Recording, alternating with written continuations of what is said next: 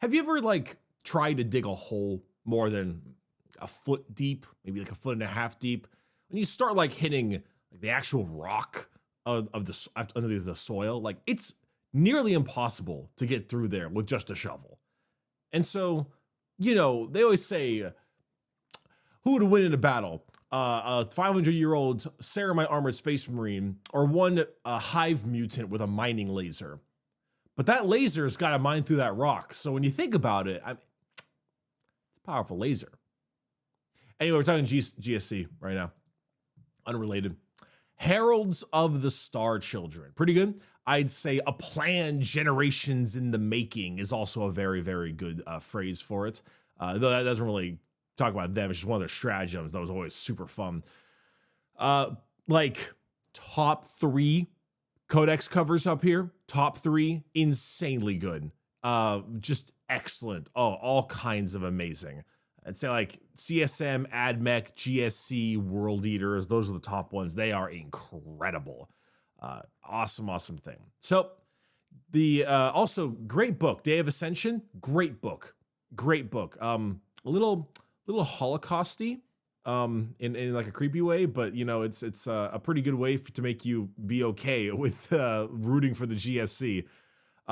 Anyway, so Genestealer Cults. I'm honest to God, I have no clue what in the world their rule can be. I feel like Crossfire was an interesting rule, but it was mainly entirely dedicated to shooting, and it was also really aggravating to properly utilize. In fact, I feel like a lot of people didn't use Crossfire the way it was supposed to be used. They used Crossfire and Ambush by like using tokens and characters to get it instead. Personally, if I had to change the army rule, I would do They Came From Below. So we'll see. Rebellion. All right, let's see. You gotta combine cunning, fanaticism, and monstrous alien horror. It's all the fun stuff. And we have Cult Ambush. Damn. All right, let's see here. Okay, that's the attachment rule. So this is all just, here it is. All right. If your army faction is Genestealer Cults, each time a unit with this this ability is destroyed, roll 1d6, adding 3 to the result if it is a battle line unit. On a 4-up, that unit is placed into Cult Ambush, and you can place 1 Cult Ambush marker anywhere on the battlefield that is more than 9 inches horizontally away from all enemy units. If this is not possible, no marker is placed.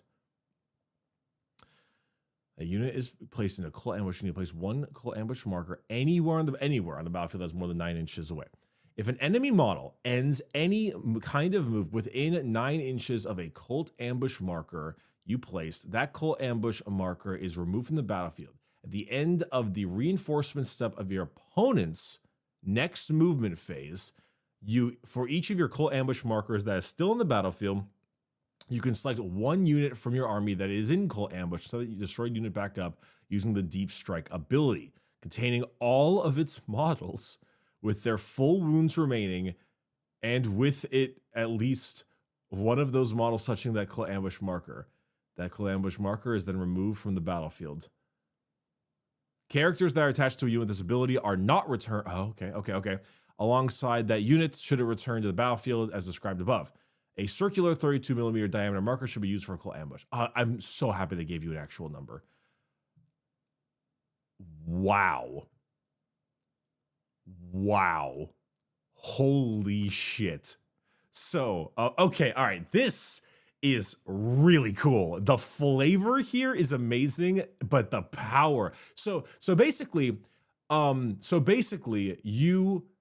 a unit dies, you have a 50-50 chance of it coming, just back alive. If it's a battle line unit, it just comes back alive. The thing is you can't get greedy, because it says if any enemy model ends a move within 9 inches of the ambush marker, it's removed. But at the end of their reinforcement step, aka their movement phase, for everyone that's not removed, you can put back one of your units on the marker. So your opponent, once an enemy or one of your models or units has died, you roll your dice, unless it's battle line, which you automatically get. You roll your dice and you see, and then you place your markers, but you got to be smart.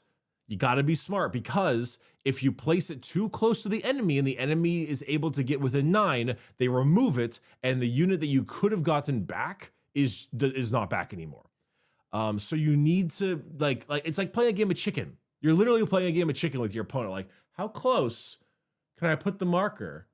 How close can I put the marker? Or are you able to take care of it, to deal with it? Oh man. Oh man. Oh man, oh man, oh man. Honestly, one of the nasty ways you could do it is you could put it exactly like 9.5 inches. No. You could put it exactly like X amount of inches plus 9.1 away from an enemy.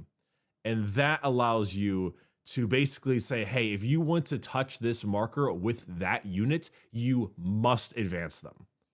And that might make them not shoot or something like that. Oh, wow. And then when they come back, they deep strike in, but they have to at least have one model touching the marker base to base. It is then removed. And it says each time, not the first time. So you could replace cult units over and over and over again, especially battle line units, if you had the stuff. Oh, wow. Huh. That is crazy. That is a crazy good ability. And it will become not great depending on how good the opponent or the Genestealer Cults data sheets are. This is especially if your battle line units, neophytes, and hybrids, those both have OC2. So after they've been destroyed, you can reliably bring them back to claim an objective marker deep in enemy territory. Just aim their guns in closet a key unit. Wow. You just constantly call more and more identical reinforcements. Wow, that is insane. But you don't get your leaders back, which I think is good. You don't get your leaders back. Okay. So let's see. They came from below. There we go. They came from below. Each time a Genestealer Cults unit from your army is set up on the battlefield as reinforcements until the end of your next fight phase, weapons equipped by models in that unit have the sustain hits one and no cover ability. That's pretty good. So every time you bring a unit, either in regular deep strike, regular reserves, or rebuilt from the cult ambush, you gain exploding 6s to hit and ignores cover, which is a genuinely solid on the shooting units and melee units. It's kind of better for shooting units because it just says weapons. It just says it ends at the end of your next fight phase, but weapons get it. So shooting units would get both of these. Melee units would only get the one, but that's still very good. Wow. That's very solid, yeah. Army rule. Oh yeah, Brood Brothers. You can bring 500 points of Astra Militarum.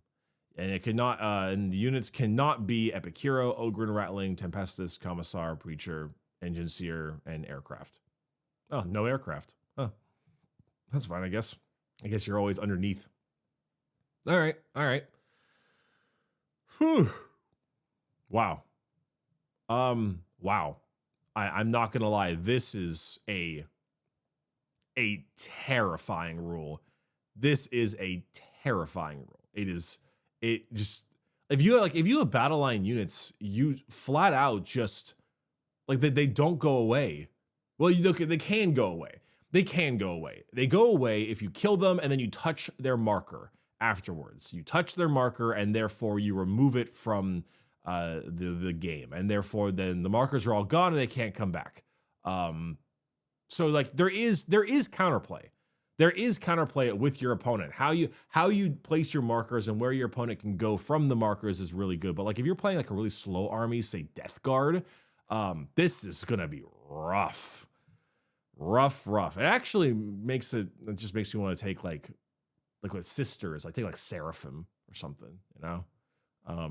Hell, actually, the Grey Knights, I think would do quite well with against this. The Grey Knights would actually handle this very well with their auto advance 6 and their teleporting.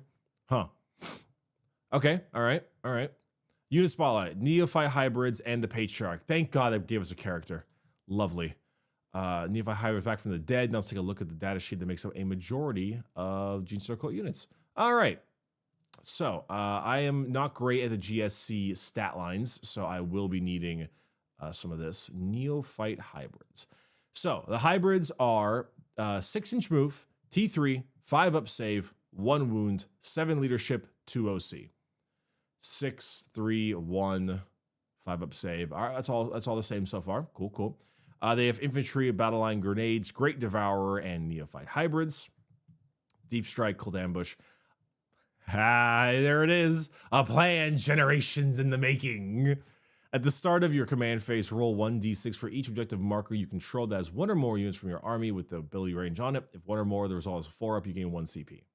Okay, so, I mean, you can never gain more than 1, but every single objective you're on, you can maybe get a CP back. And if you have lots of hybrids, that's actually a pretty good chance. Yeah, that's pretty good.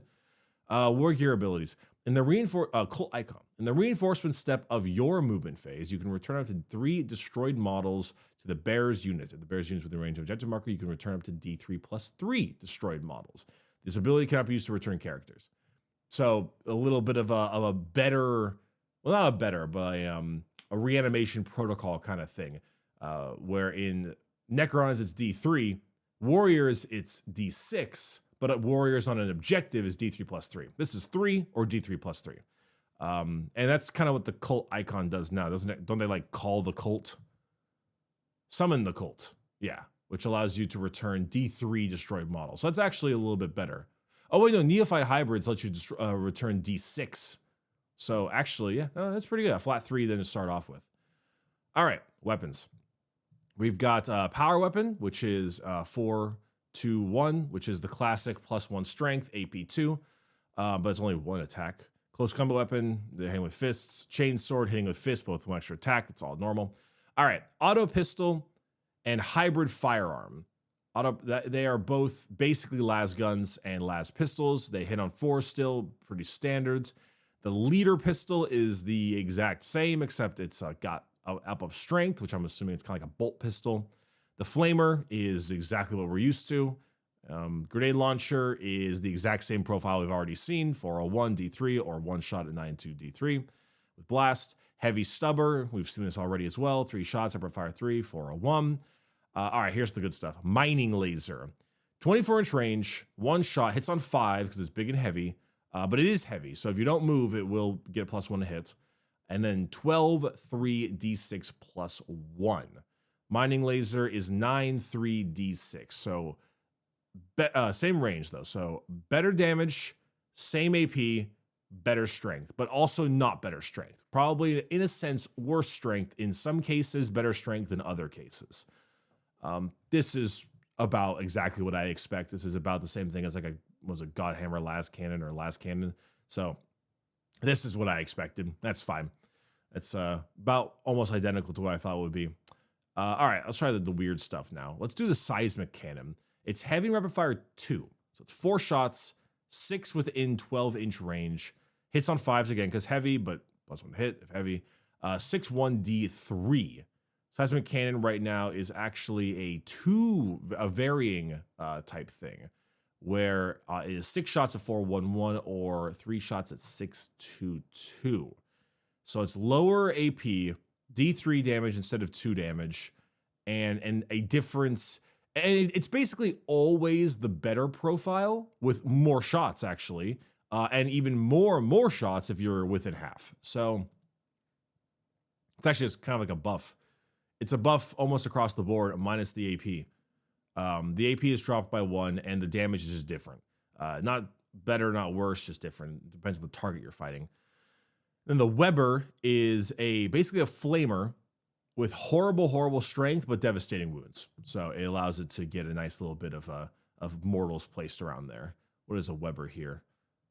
Do not make a hit roll, 1d6, and attacks wounds ends if the result is greater than the highest toughness characteristic. So it's just a more consistent one with more shots too, but lower range. It's dropped range.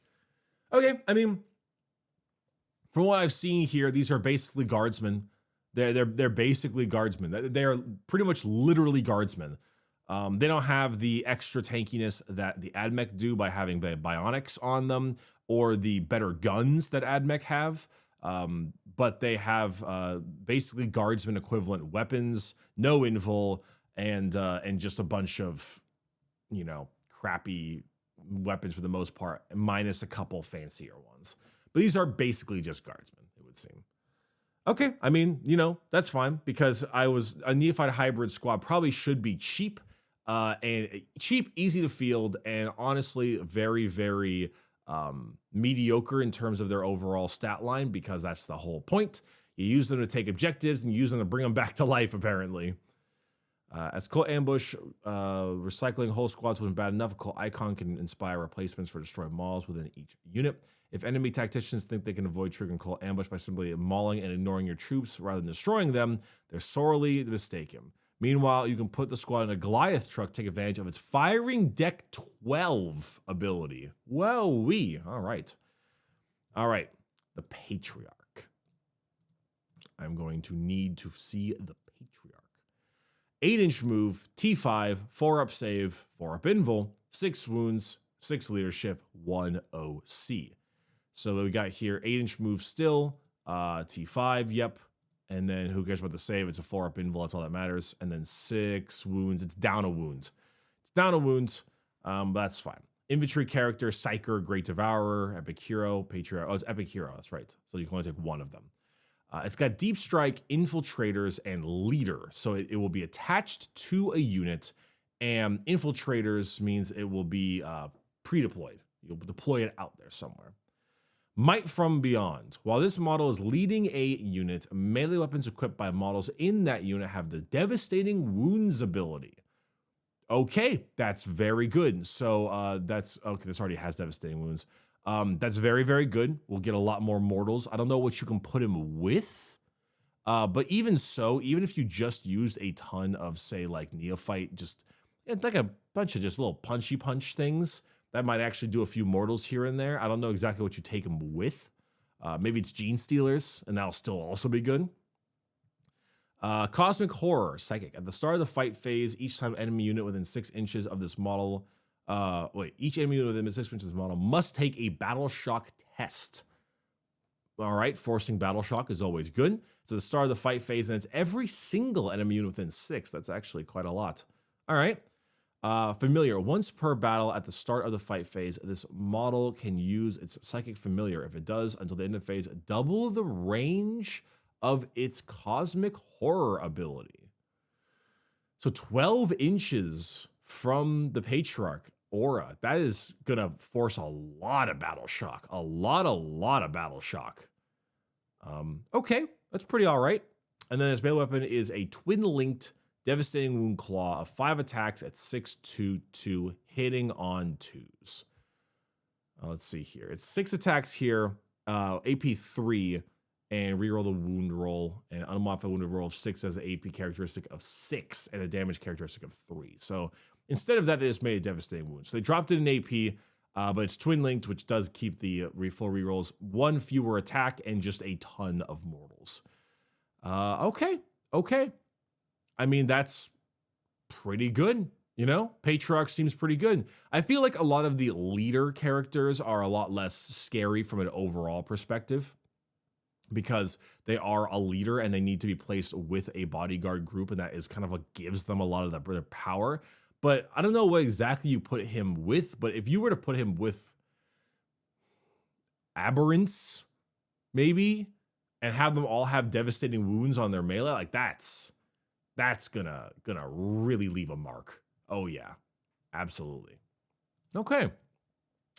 Oh, here we go. Attach this fearsome unit to a unit of Pure Strain Genestealers to grant them Devastating Wounds ability, making it even easier to slice your way through the enemies with those lethal claws. I hope you can put them next to more than just Pure Strain Genestealers. I assume there'll be a list, or it might just be Pure Strains. Weapons Spotlight. The demolition charges. Deployed by Acolyte hybrids and improvised weapons such as Aberrants by the Deadly Blades of the Locust. If you But first thing, a little bit more underhand, there are various bombs of the Reductus Saboteur. Turns out they'll have tinkering, almost anything can become an explosive device.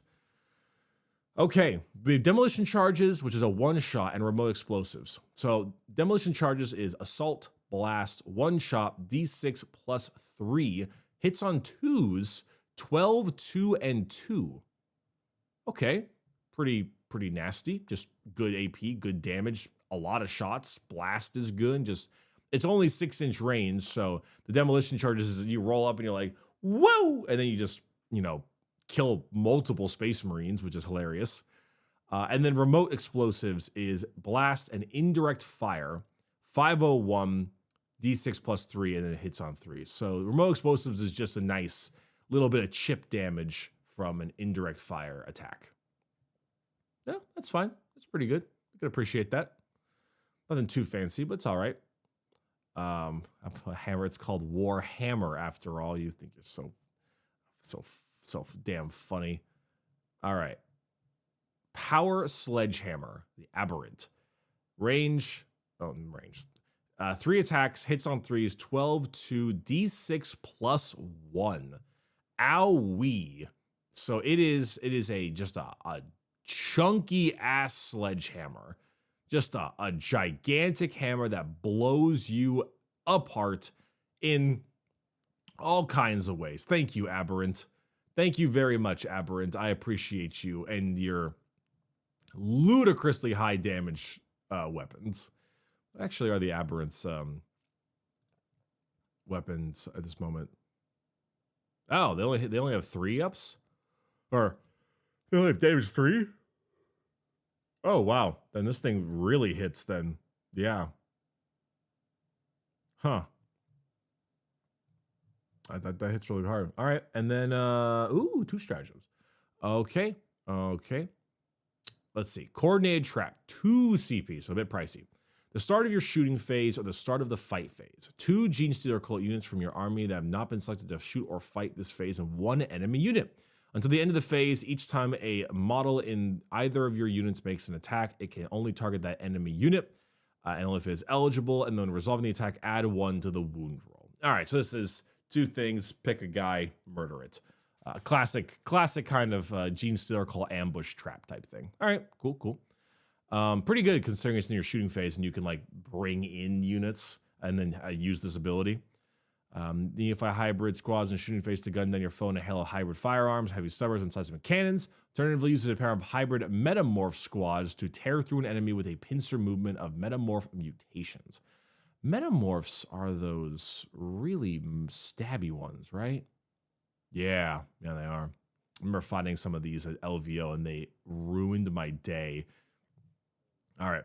Tunnel crawlers, your movement phase. 1 Genestealer Cult unit arriving from Deep Strike this phase. So Deep Strike can mean Cult Ambush or regular. Your unit can be set up anywhere on the battlefield that is more than 3 inches horizontally away from all enemy models. A unit in the stratagem is not eligible to declare a charge in the same turn. Okay, then this is probably not a Cult Ambush one because it's using the Deep Strike ability, but it has to be set up within 3 inches horizontally away from enemy models, and that means it can't touch the token because the opponent's too close to the token, and it gets removed, etc., etc. Oh, yeah, also it wouldn't happen anyway because it's your movement phase. The Cult Ambush happens during their movement phase. So, yeah, it would just be a regular Deep Strike, and then...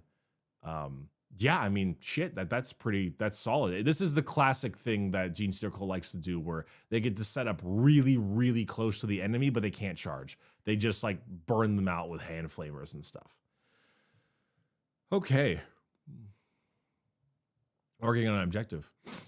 Hey, speaking of Skitarii, look at him getting attacked. He's pulling up robot heads apart and stuff. He's going to stab that castle. The insidious Genestealer Cults have ever infiltrated the Warhammer Studios. In redesigning the Cult Ambush rule, we want to emphasize the persistent, insidious threat posed by Genestealer Cultists. Even as their numbers are culled in one location, reinforcements are likely to reveal themselves elsewhere, giving the opponent the uneasy feeling that the cult is never quite stamped out. That is exactly how I feel. The leader ability also opens up many exciting possibilities for this faction, with some supporting characters able to lend their own abilities to units already led by a Primus Magus or Acolyte Icon Ward. From the Fight's first ability conferred by the Locust to the Lethal Hits ability conferred by the Biophages springs with them. There are many devious ways to punish the foes of the cult. And then, hell yeah, Day of Ascension. Great book, great book. Haven't read Cult of Spiral Dawn yet, though. And then, let's see. Yeah. And then, if you want to follow, tomorrow, wait.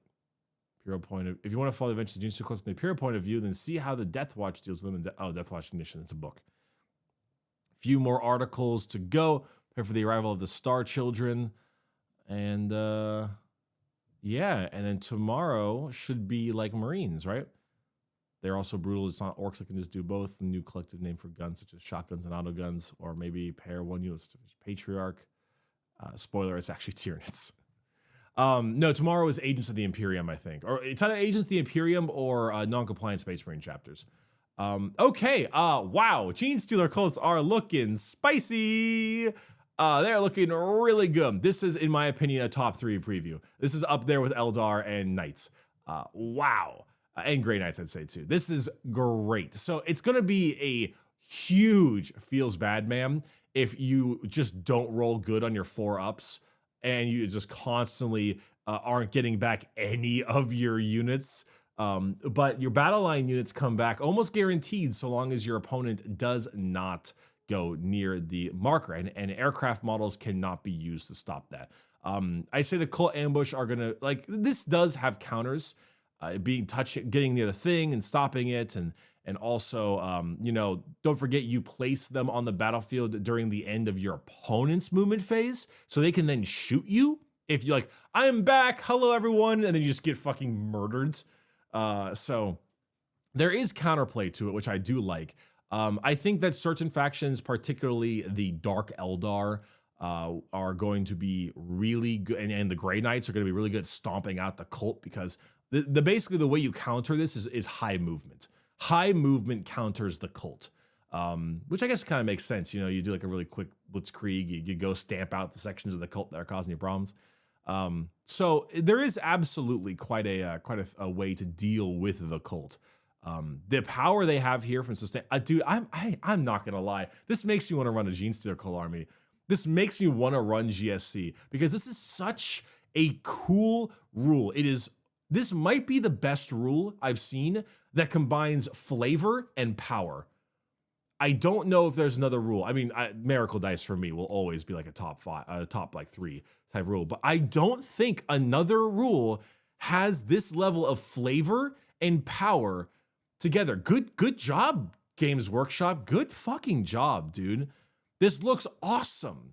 It looks powerful, but not like oppressive. It's tactical, very tactical, mind you, which means it's skillful. There's counterplay to it, so your opponent can fight it back.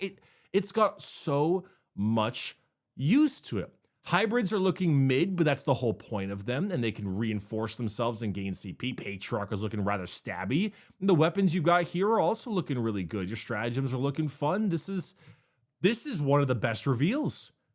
This is excellent. Good job.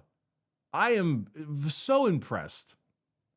GSC players, I hope you're as happy as I am, because I feel like over the moon. This is super cool. This has got all kinds of goodness to it. That's lovely, lovely. We've basically finished every major faction.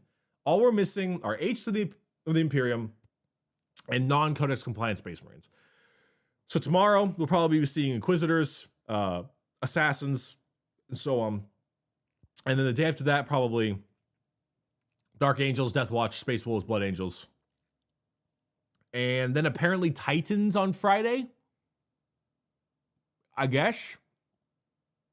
And yeah, that'll be it.